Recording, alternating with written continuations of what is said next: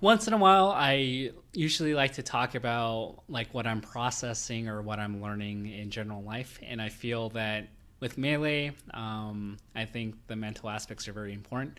I usually say that if things are going well in your life and you feel pretty happy and things are going well, that pretty much that doesn't definitely guarantee that your melee play gets better, but I do know the reverse is kind of true. That if you what tends to happen is that if you're distracted in other things in life or like weighing you down or you're stressed out, it tends to reflect in melee. So it's like really important to have like your mental game and your, I guess, psyche be all in line to play well and consistent. And I find that a lot of players, when they're not playing well, it's usually, I mean, it's not always the case, but sometimes they're usually distracted by things that are going on in their life.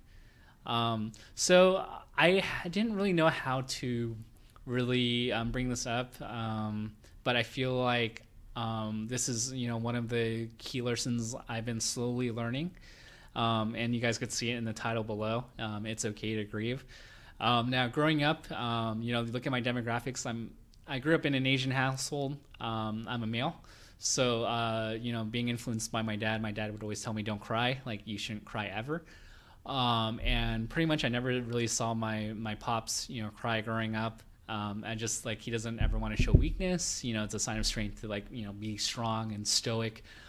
So I was never really taught how to properly like funnel. Like, I actually thought it was bad to feel sad and like that I shouldn't ever feel that way or have those kind of emotions. So, it'd always be repressed.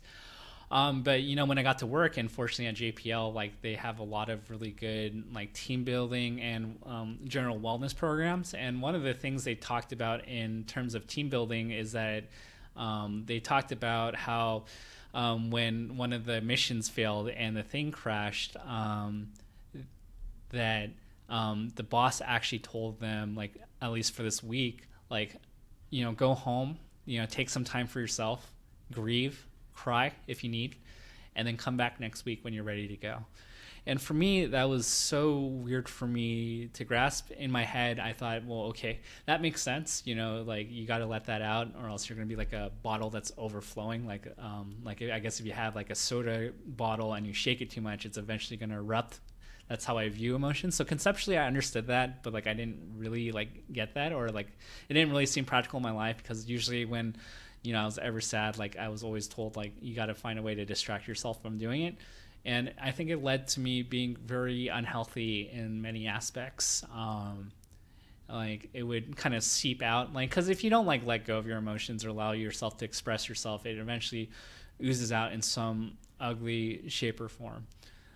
So I guess why I'm sharing this is, I think it's pretty easy for me to post good videos, post on like Twitter or Facebook. I don't really use Instagram, or like just to see like everybody else super happy. Like, people tend to on social media just talk about the best things that are happening in their lives, and if bad things are happening or things aren't as glamorous, then they don't post.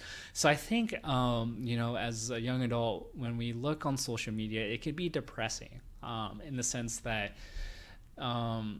like everybody is happy, everyone's doing well, like, and sometimes you may not be in that slot. You might be like what's wrong with me? Like is there something functionally wrong with me? Is there something I'm missing out? Or you might feel isolated even and say like, well, I guess I'm the only one that feels sadness. So like, and no one else seems to feel that way.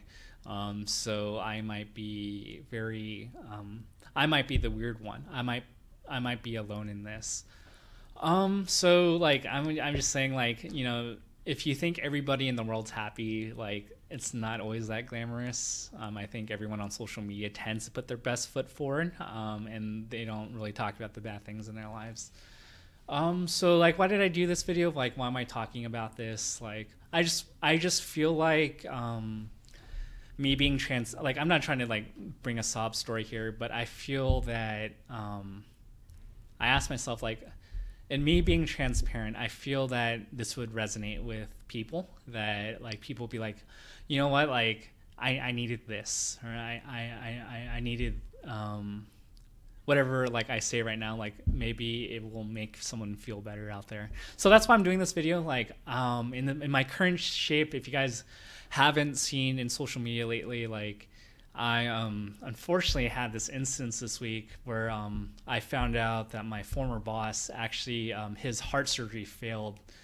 So he actually left JPL NASA in December, and you know, he's a pretty big dude.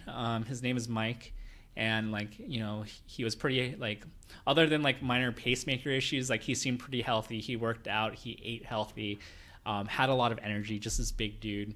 And unfortunately, like something happened to his blood pressure, so he ended up in the hospital in January, and they tried procedure after procedure, and finally the most recent procedure, unfortunately he got a stroke, and it essentially turned him into a vegetable.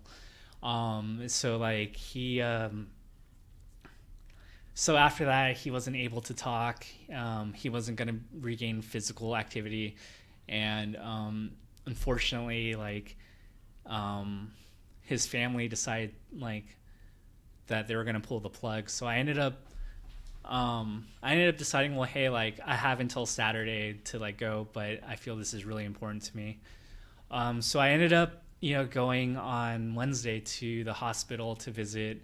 Unfortunately, by then he was very drugged up, and the nurse on shift told me that like he may actually not make it through the night, or at least the shift, because like his vitals went down significantly.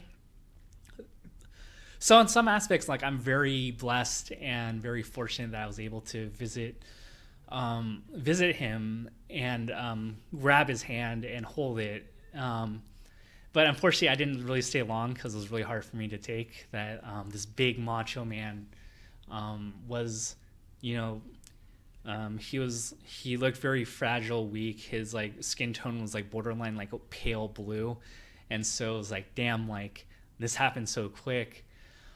So like that was like the story of like what happened this week.